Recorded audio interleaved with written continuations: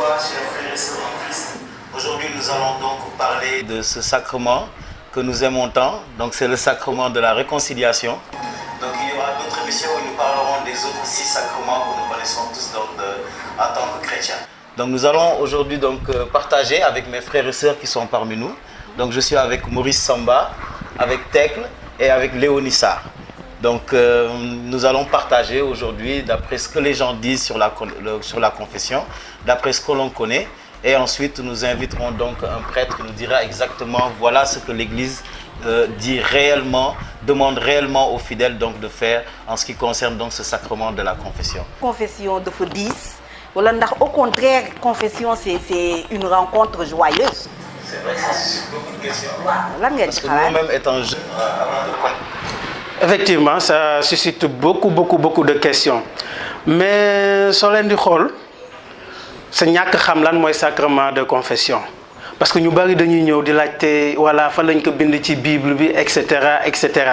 Est-ce que yéen inventé woloon ko man damay ne sacrement de réconciliation maanaam confession nekkul man maa ko inventé nekkul jàngu bi moo ko inventé mais Jésus Christa te Jésus Christa en Jean 20 22 23 nee na recevez l'Esprit Saint. Tous ceux à qui vous remettrez les péchés, ils leur seront remis.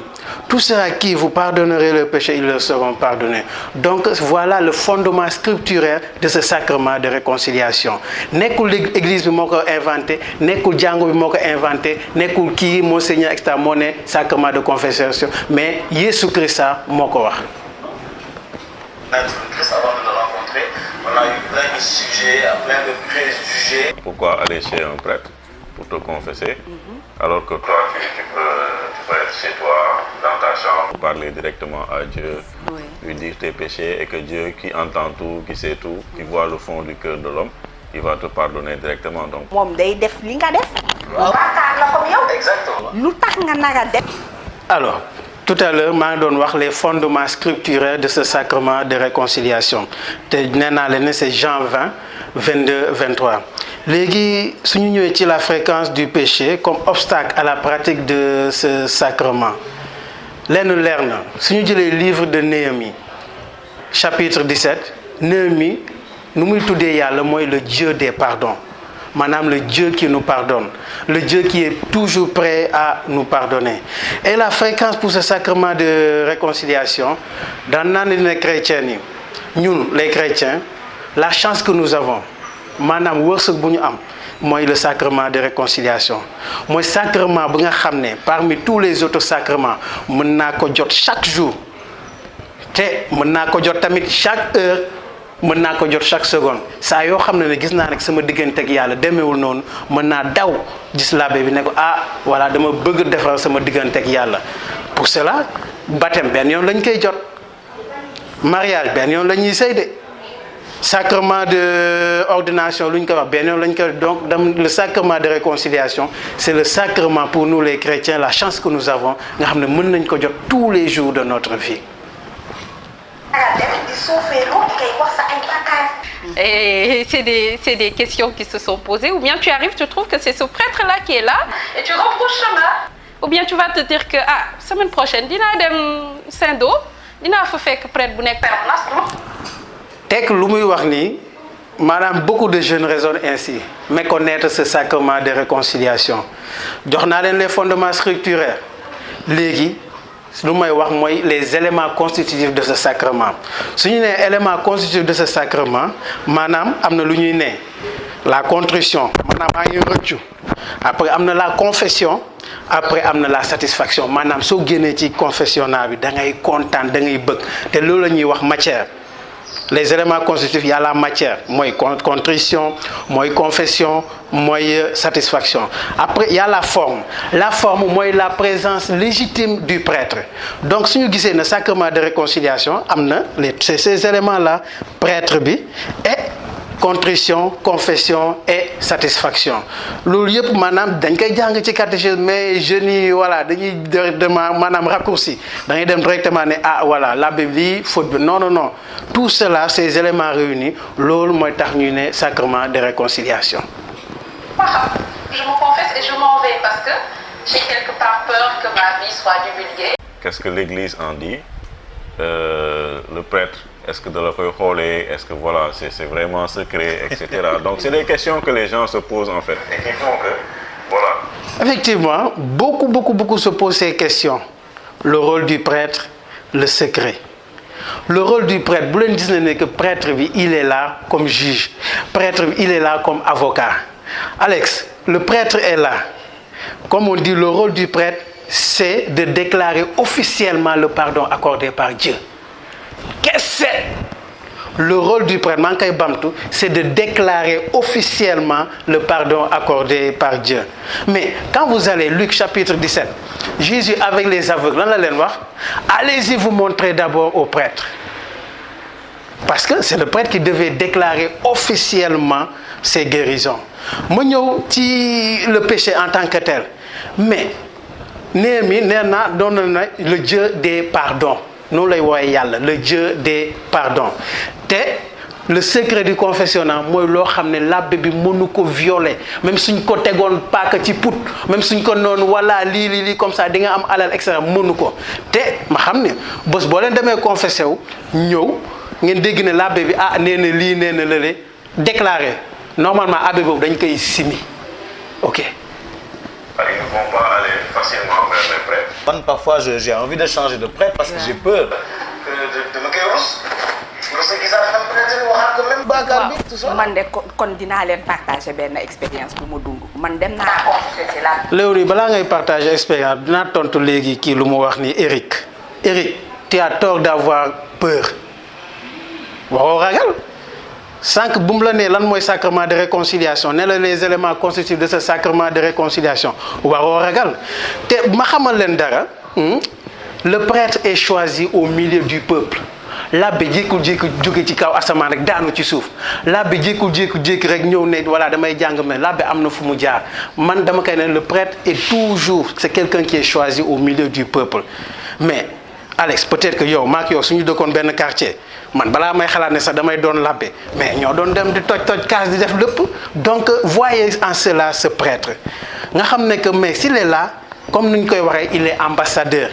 Maintenant, il est là parce que c'est la personne qui a été choisie pour attribuer ce pardon de réconciliation. Mais c'est Dieu qui pardonne. D'où prêtre bi.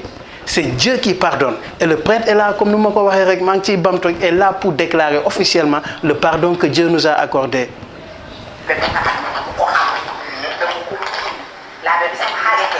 Jean-Paul II se confessait chaque semaine. À un prêtre, à un cardinal, il se confessait à un prêtre. Gars, vous n'êtes que Jean-Paul II, vous ne souffrez pas. Les gars, chaque semaine, ils doivent confesser. Est-ce que ça veut dire que il faut payer un bakar? Dédé, c'est parce que il faut conscience, moi, c'est. Chemise Maurice, oui. Vous faites un montage, vous tout des filles. Juste compléter le Léonie de Warni. Dieu sait que nous sommes des pécheurs. Et ça, il m'a confessé, tu sais, Dieu ne rate pas tant le mal que nous avons fait. Mais Dieu attend de nous cette même démarche pour gagner défendre ce digante ak Yalla. Dieu ne rate pas tant parce que xamnañu ay bakkakat lañu bala ñuy ñew sax Yalla xamna ne que voilà on a péché. Mais Dieu attend de nous cette démarche ñu ñew soufelu diw suñu bop doomu tal comme nous ko daan def Ancien Testament ne Yalla vraiment ma ngi djéggalu. Et Dieu, c'est ça qu'il attend. Et en ce sens, l'orgueil, moi, quand je suis mon tok 17 ans tel homme, mon tok fini dîner un jour ou l'autre dina confesser. Ah man, je besoin de me dire na confesser. Mais attention, Jésus-Christ nous a dit, vous ne savez ni le jour ni l'heure où je viendrai vous demander compte de votre vie. Et Jésus voudrait qu'en venant nous demander compte de notre vie, qu'il puisse nous trouver purs et irréprochables.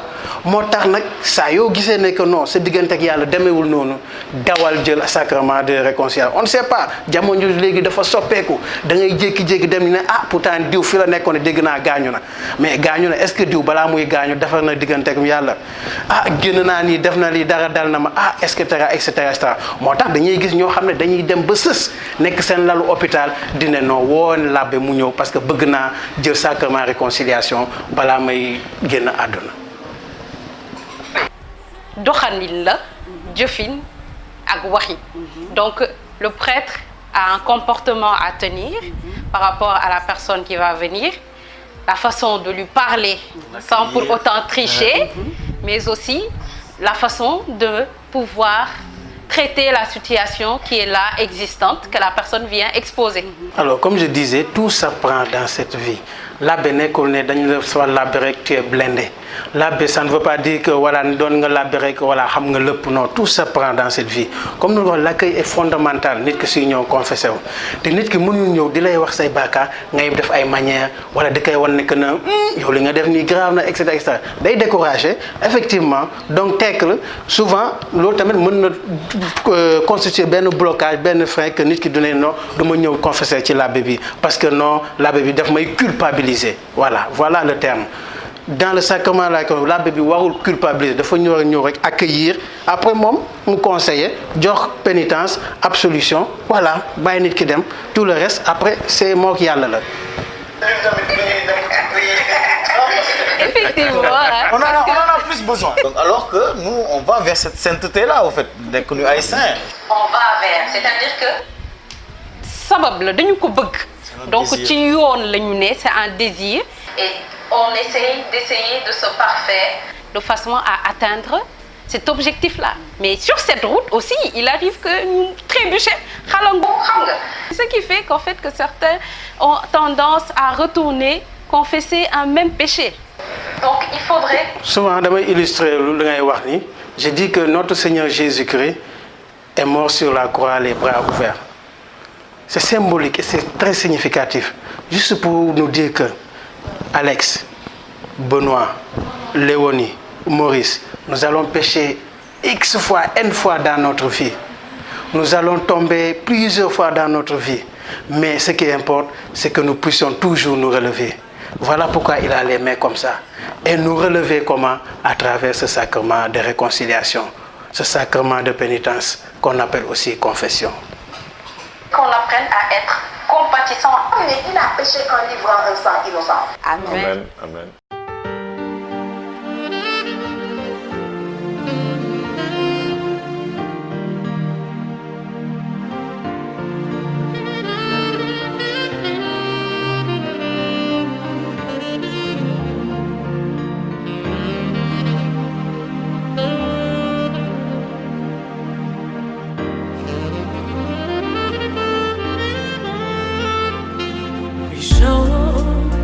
Alors, frères et sœurs en Christ, paix et joie, que Dieu ouvre nos cœurs aux merveilles de sa loi et nous donne toujours la paix.